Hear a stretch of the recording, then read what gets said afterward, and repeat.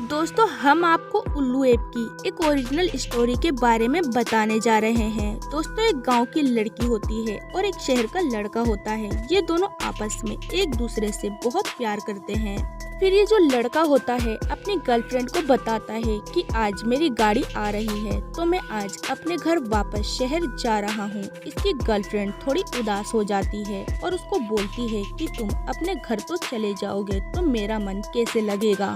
तो इसका जो प्रेमी होता है अपनी प्रेमिका को बताता है कि उस बात की टेंशन तुम छोड़ दो, मैं तुम्हें अपना फोन नंबर देता हूँ, जब कभी भी तुम्हें मेरी याद आए तो तुम मुझको कॉल कर लेना। और इसका जो प्रेमी होता है अपनी प्रेमिका के हाथ में अपना फोन नंबर लिखकर अपने शहर वापस आ जाता है।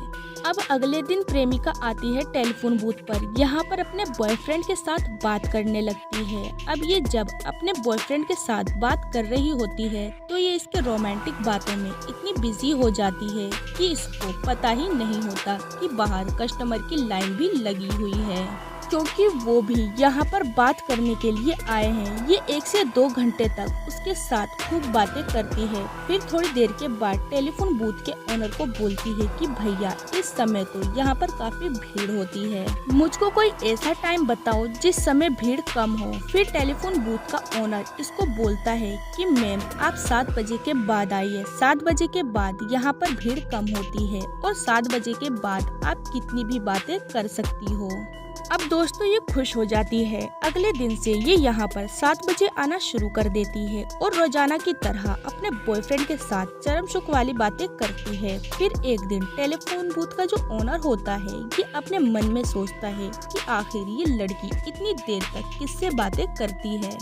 चलो आज इस बात का पता लगाते हैं। दोस्तों, इस टेलीफोन बूथ के ओनर के पास भी एक फोन होता है, तो वो उस फोन के जरिए उन दोनों की रिकॉर्डिंग सुन रहा होता है। उस समय उनकी बातें होती है। उसका बॉयफ्रेंड अपनी गर्लफ्रेंड को बताता है कि अब मुझसे रुका नहीं जा रहा है, मैं तुमसे मिलने के लिए आ रहा हूँ। तो इसकी प्रेमिका भी इसको बोलती है कि रुका तो मुझसे भी नहीं जा रहा, तो तुम एक काम करो, आज रात तुम बाबा जी वाले तबेले में आ जाना, मैं तुम्हें वहीं पर मिलूंगी। अब इस बात की खबर टेलीफोन बूथ के ओनर को पहले से ही लग जाती है, क्योंकि ये इनकी रिकॉर्डिंग सुन लेता है। अब रात को ये जो लड़की होती है सज धज के टाइम से पहले ही वहाँ पर पहुँच जाती है। और बदकिस्मती से होता क्या है कि उसका जो बॉयफ्रेंड होता है करण, वो तो वहाँ पर पहुँच नहीं पाता, लेकिन उसके पहुंचने से पहले ही टेलीफोन बूथ का ओनर वहां पर पहुंच जाता है और इसको पीछे से आकर पकड़ लेता है। इसको लगता है कि ये करण है। दोस्तों, ये उसका बॉयफ्रेंड नहीं होता बल्कि टेलीफोन बूथ का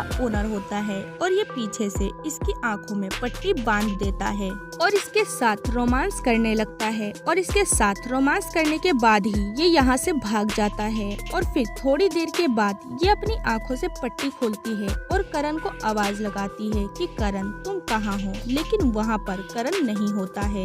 फिर ये अगले दिन टेलीफोन बूथ पर आती है और अपने बॉयफ्रेंड से कहती है कि करण अचानक से तुम कहाँ गायब हो गए थे, मैंने तुमको कितना ढूंढा। इस बात को सुनकर करण चौंक जाता है और उसको बोलता है कि रात को मैं तो तुम्हारे पास आया ही नहीं था।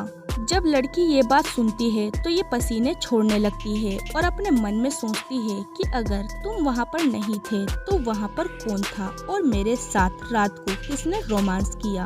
अब ये अपने टेलीफोन बूथ के ओनर की तरफ देखती है और ये इसको देखकर मुस्कुरा जाता है और ये समझ जाती है कि रात को इसके साथ किसी और ने नहीं बल्कि इसी ने रोमांस किया है। और ये वेब सीरीज यहीं पर समाप्त हो जाती है।